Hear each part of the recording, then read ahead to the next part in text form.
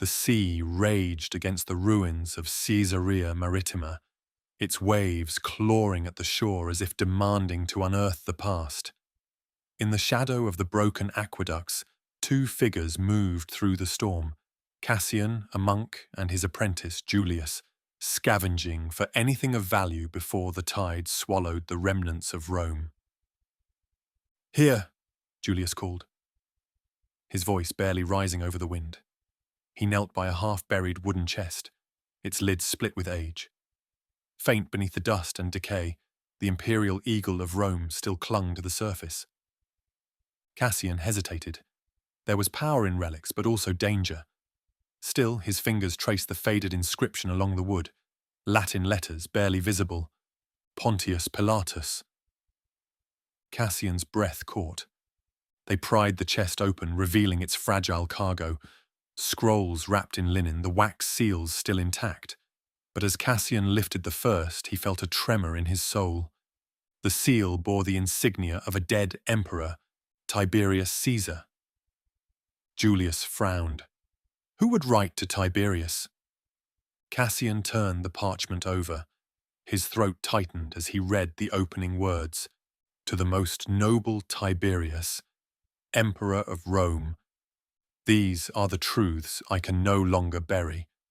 What I have done and what I have witnessed will outlast the empire itself. A sudden wind howled through the ruins, snuffing out their torch. The past was not yet finished. The ink was dry, but his hands still trembled. Pilate stared at the parchment before him, the words etched in stark finality. His confession, written to the most powerful man in the world, lay before him like an open wound. But where did the truth begin? Perhaps with the first whispers in Jerusalem's streets, or with the murmurs of a prophet whose name unsettled even Rome's hardened soldiers. Or perhaps it began on the night the stars seemed too dim, and Claudia had woken in a terror she could not name. Pilate, you must not harm this man, she had pleaded, clutching his wrist as though her life depended on it. He had dismissed her words then, but now, in exile, his mind replayed those moments with painful clarity. Even before Jesus was brought to trial, Pilate had felt the unease in the city. The Passover always brought tension. Zealots lurking in alleyways, priests watching from the shadows, spies whispering in the courts. But this time, it was different. There was a weight in the air, pressing down upon the city like an unseen hand. Roman patrols reported strange rumors. Some said the Galilean had healed the sick, others that he spoke of a kingdom not built by men. Then came the message from Tiberius himself. Crush rebellion at all costs. Watch this prophet closely. Pilate had laughed at first. What was one preacher to Rome? But in the days to come he would learn that not all kings wear crowns, and not all threats can be silenced. The first time Pontius Pilate saw him, he expected defiance. When the guards dragged Jesus of Nazareth into the praetorium, Pilate had seen his share of rebels, wild-eyed fanatics shaking with rage or fear. They always carried the same stench of desperation.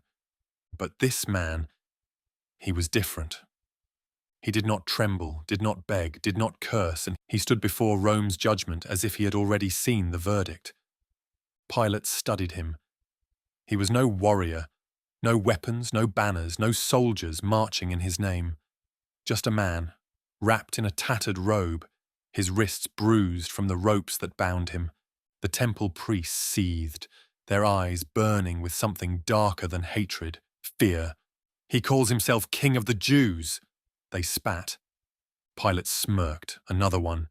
Jerusalem was full of fools who thought Rome could be toppled by prophecy. Are you a king? Pilate asked. Jesus lifted his gaze.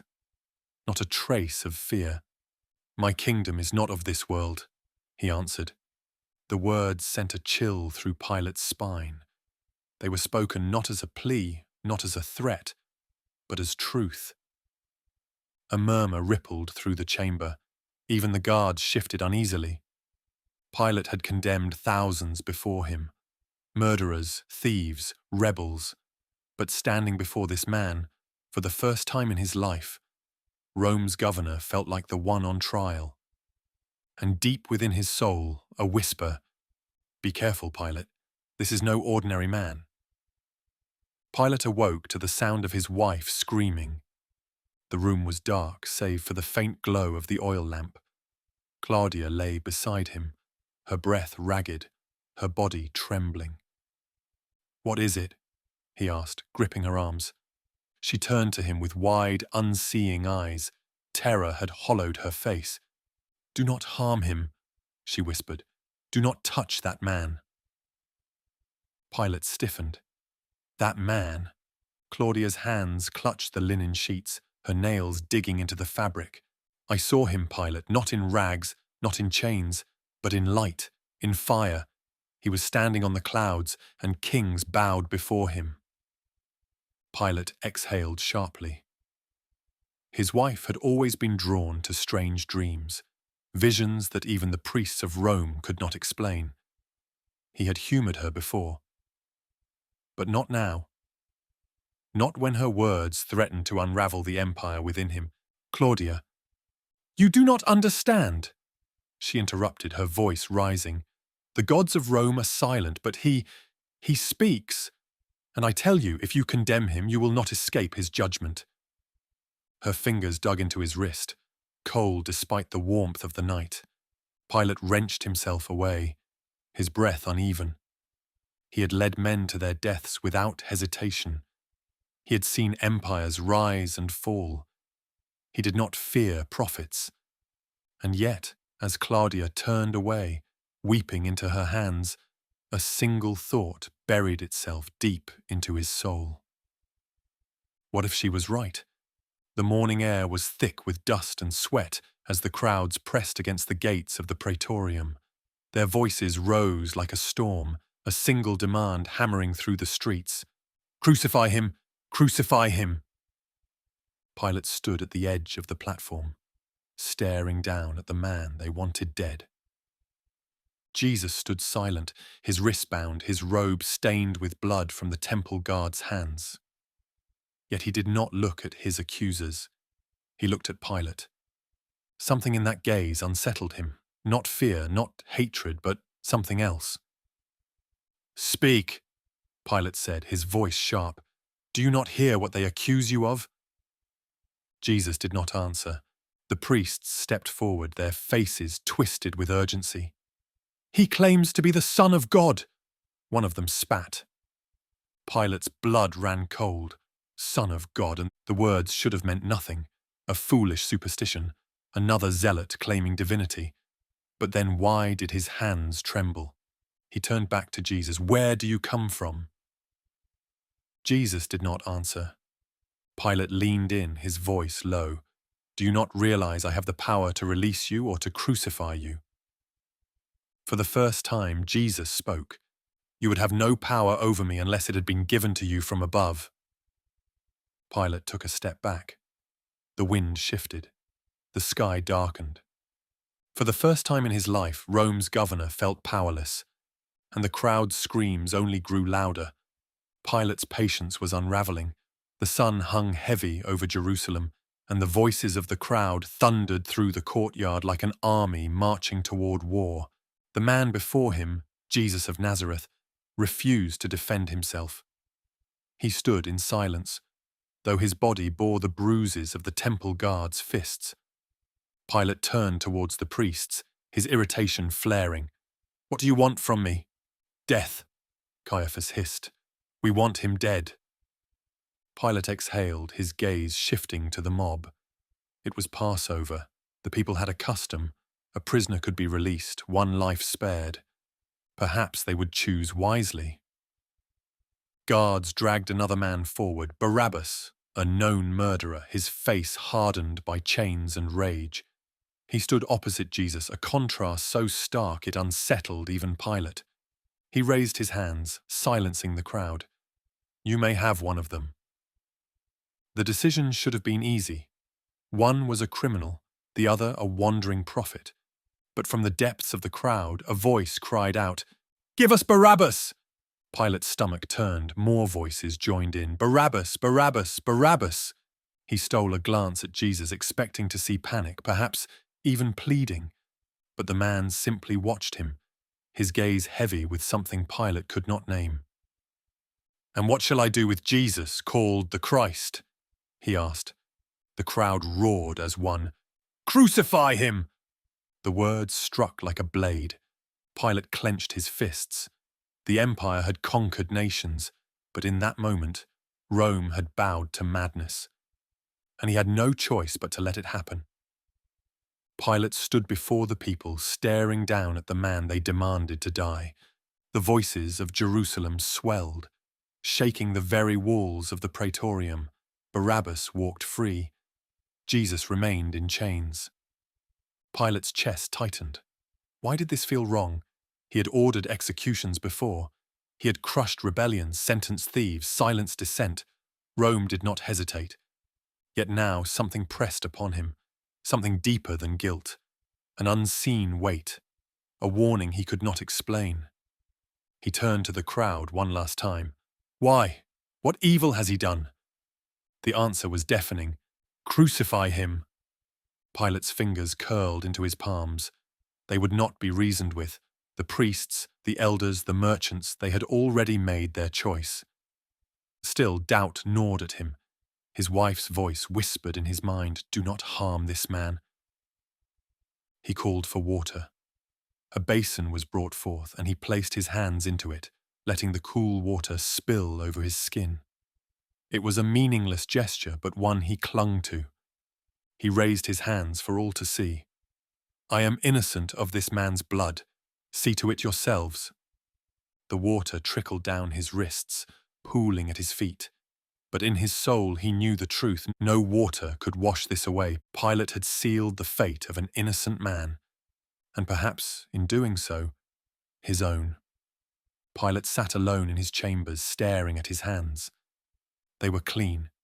He had washed them before the crowd, before the priests, before the city.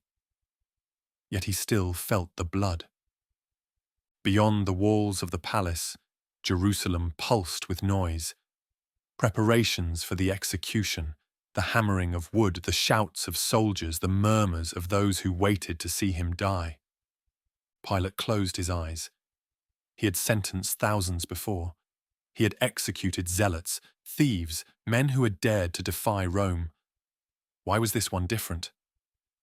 A gust of wind rattled the torches. The flame nearest to him flickered, though no breeze should have touched it. Then, a whisper, his name. "Pilatus." He turned sharply. The room was empty. The governor let out a breath, shaking his head. The mind plays tricks. The guilt will pass. But then came another whisper, low, barely audible. It did not come from the walls, nor the halls beyond, but from within his own thoughts. "You are guilty." Pilate stood abruptly. The whispers faded, swallowed by the distant sound of the city. He stepped onto the balcony, looking toward Golgotha. The sky over the hill was darker than it should have been, as if the sun itself was turning its face away. Pilate exhaled sharply. Soon this would be over. And yet a terrible feeling gripped him. This was only the beginning. The storm came at noon.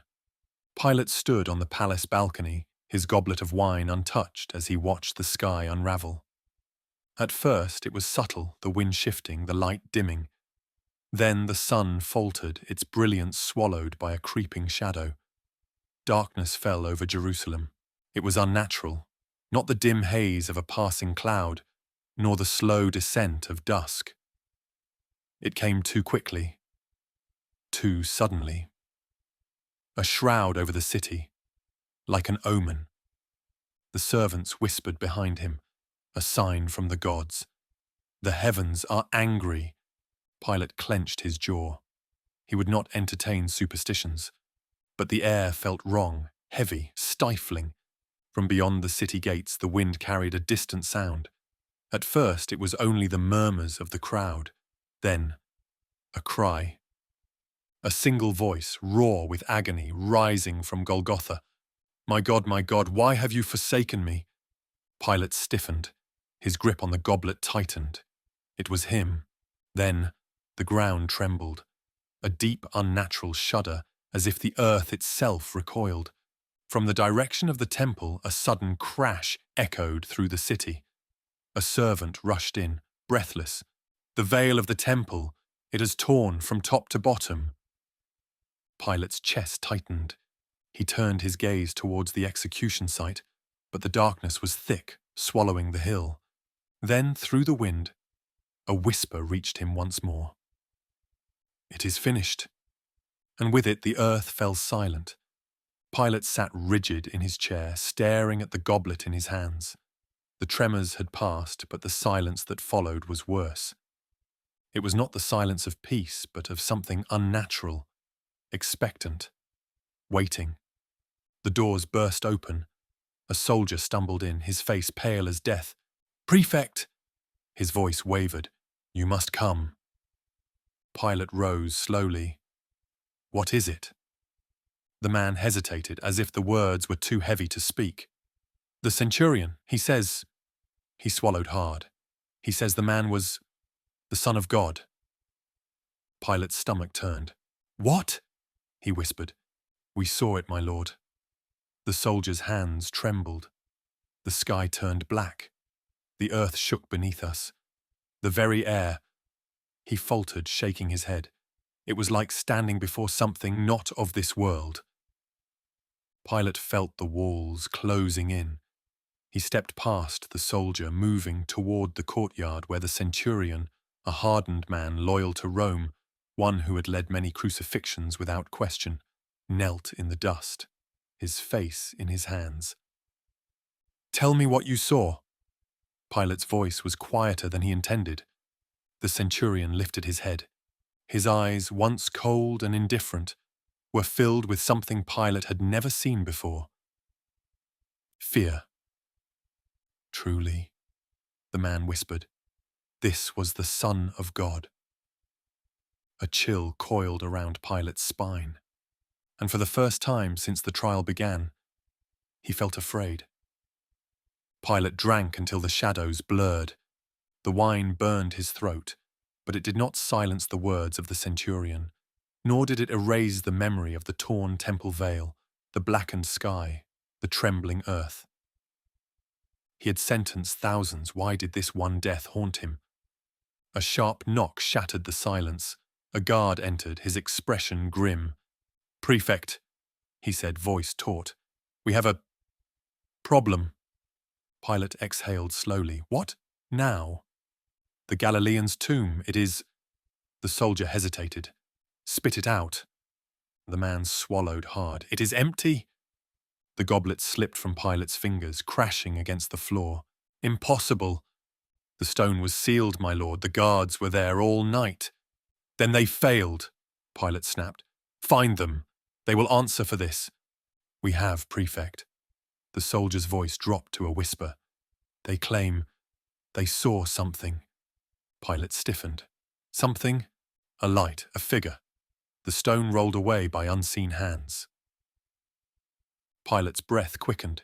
"And the body?" The guard lowered his gaze. "Gone." A terrible silence filled the chamber. Pilate felt it creeping in, the fear he could no longer suppress. He had ordered the crucifixion. He had seen the man die, and yet the tomb was empty. A chill ran down his spine. Had he condemned a prophet, or something far greater? The letter arrived at dawn, carried by a courier bearing the imperial seal of Tiberius.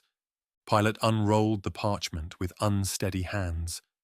The message was brief, yet each word struck him like a blade. To Pontius Pilatus, prefect of Judea. Rumors reach my ears of disturbances in your province.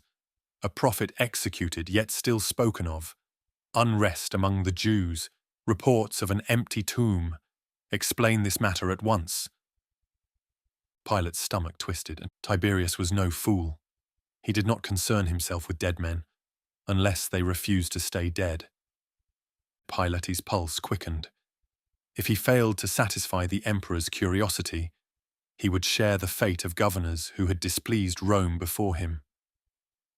Claudia sat in the corner of the chamber watching him. She had barely spoken since the crucifixion. "You must tell him the truth," she said finally. Pilate let out a bitter laugh. "And what truth is that? That I ordered the death of a man who now walks free?" He shook his head. "No, I will not write of madness." Claudia's expression did not change. "Then you will be the madman, Pilate." The torches flickered. Somewhere beyond the palace walls, a voice carried on the wind, speaking a name he could not bear to hear. Pilate turned back to the parchment. Tiberius wanted an answer, but what could he say? Pilate dipped his pen into ink, but his hand would not move. How did one explain to the ruler of the world that Rome had crucified a god? He forced himself to write, "To the most noble Tiberius, Emperor of Rome, a man called Jesus of Nazareth was brought before me by the priests of Jerusalem, accused of blasphemy and rebellion. He claimed to be a king, yet bore no army. His followers were fishermen, beggars, and women. He spoke not of conquest, but of peace. I found no crime in him." Pilate exhaled, pressing his forehead to his palm. He could stop here, keep it simple, say the man had died, that the matter was finished. But the matter was not finished. His fingers tightened around the stylus. The man was executed, his body placed in a guarded tomb sealed by Roman authority. And yet, 3 days later, Pilate paused. If he wrote it, it would become real. He clenched his jaw, ink pooling on the parchment. 3 days later, the tomb was found empty. A gust of wind rushed through the chamber, snuffing out the nearest torch. Pilate stiffened. The room darkened. For a moment, it felt as though unseen eyes watched over his shoulder. His breath came quick. Without thinking, he snatched the parchment from the table and thrust it into the flames. Some truths were too dangerous to tell, and some gods, once angered, never let their judgment sleep. Sleep abandoned Pilate. For nights, he lay awake, staring at the ceiling, waiting for the whispers to return. But it was not the whispers that woke him that night. It was the sea. A restless pull in his chest drew him from his chambers. He walked through the empty halls, past flickering torches, until his feet met the cool sand of Caesarea's shore. The tide lapped against the rocks, black beneath the moonlight. Yet something about the water felt wrong. Then he saw him. A lone figure stood upon the waves. Pilate froze. The man was neither sinking nor struggling. He simply stood. The wind howled. The torches from the palace balcony flickered behind him. Pilate's breath caught in his throat. Slowly the figure turned. He could not see the face, only the eyes, burning with something that was not fire, yet consumed him all the same. A voice, though no lips moved, echoed in Pilate's mind. "You will see me again." Pilate staggered back. The moment he blinked, the figure was gone. The water rippled where he had stood, but the sea was empty. Pilate clutched his chest, his breath ragged. His gods had never haunted him, but the one he condemned had not left him. And in that moment, Pilate knew this was not over. The next letter from Rome did not summon Pilate for answers, and it summoned him for judgment. The messenger arrived at dawn, his cloak heavy with dust from the long journey. He handed Pilate the sealed scroll, avoiding his gaze. Pilate unrolled it with unsteady hands. "Tiberius is dying." Pilate's breath stilled. "The Senate has named Caligula his successor. Your presence in Rome is required." The words were cold, but Pilate understood their weight. Tiberius was the last shield between him and Rome's wrath, and now that shield was crumbling. Pilate looked past the balcony towards the city. The morning air was still, yet he felt the empire shifting beneath his feet. Rome had crucified a man whose name would not die. Now Rome itself began to tremble. The night before he had dreamed of fire. a city in ruins, banners torn, the great eagle of Rome falling from the sky. He had seen Caesar's palace empty, its halls whispering with unseen voices, and above it all, a throne of light. Pilate clenched his jaw. He did not believe in prophecy, but the dead man had risen, the sky had turned black, and now the empire shook. Perhaps, in the end, it was not Rome that had judged the Galilean. Perhaps the Galilean had judged Rome. Pilate did not leave for Rome immediately. He delayed the journey under the guise of preparations, but in truth he could not bring himself to face the empire he had served. Not now, not when the whispers followed him even in waking hours, not when he saw his own reflection move before he did. The servants whispered that their prefect was losing his mind. They spoke of him wandering the halls at night, muttering to himself. They did not know that he was arguing with something that was not there. One evening he stood before the great bronze mirror in his chamber. He studied himself. His face had thinned, his eyes hollowed. He was no longer the man who had presided over Jerusalem. Then the flickering torchlight shifted, and the reflection did not move with him. Pilate's breath caught. For a moment it was not his face staring back, and it was his, not beaten, not bloodied, whole, alive. The man from the vision on the water, the man from Claudia's dream. Pilate stumbled backward. The mirror shattered, fragments spilling across the floor. He turned, but the chamber was empty. Yet in the shards, the reflection still watched. A whisper echoed in his mind. "You would have no power over me unless it were given to you from above." Pilate gripped the edge of the table, his pulse hammering. He had ruled over Judea. He had ruled over men. But he had never ruled over this. And now he never would. The ship to Rome was ready, but Pilate knew he was not sailing towards salvation. He was being summoned for execution. Tiberius was dying. Caligula would reign next, a young, unpredictable emperor eager to prove his strength, a ruler who would not tolerate failure. And Pilate had failed to control Jerusalem, failed to silence the name of Jesus of Nazareth, failed to bury a man who refused to stay dead.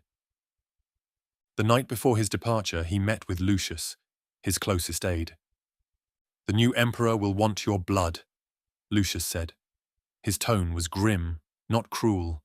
"It would be wiser to disappear." Pilate scoffed. "And live as what? A man without Rome is no man at all." Lucius studied him. A man without Rome might still have his soul. Pilate's jaw clenched. Soul. What was a soul to a Roman? What was a soul to a man who had crucified a god? He dismissed Lucius with a wave, but sleep did not come. The nightmares returned. The whispers. The storm over Golgotha. When dawn broke, he stepped onto the ship, knowing he would not return. He was not being sent to Rome. He was being sent to judgment. And perhaps he had already been judged. Rome did not execute Pilate. It did something far worse. Caligula sent no legion to greet him, no trial to condemn him. Only silence.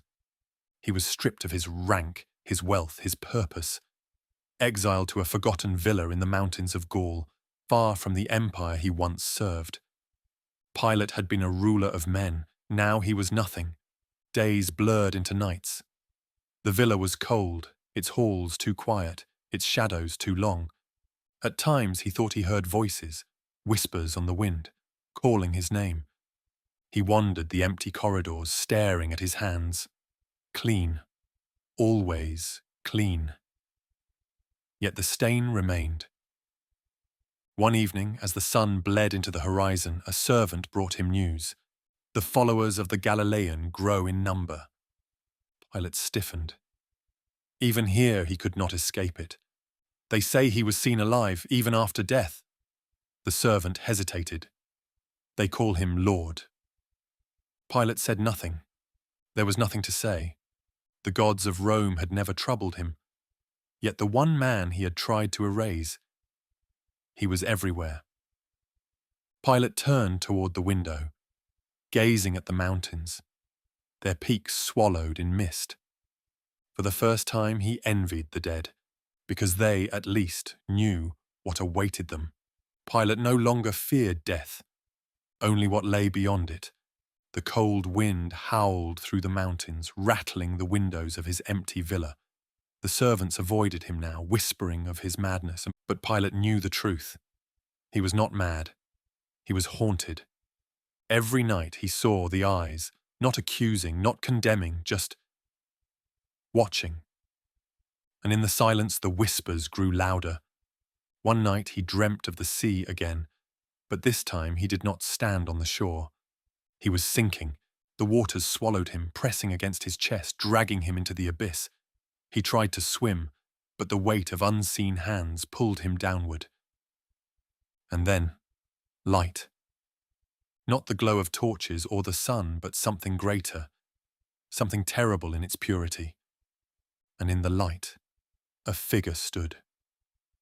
Jesus! Pilate gasped, struggling against the water, but the eyes held him still. You will see me again? The voice was not a whisper this time. It was thunder.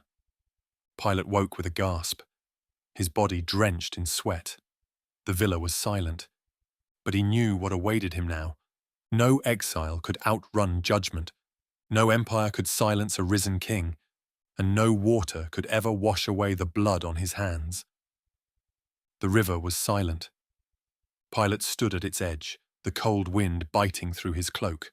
The water stretched before him, dark and endless, its depths hiding what he could not face. It would be easy, a single step.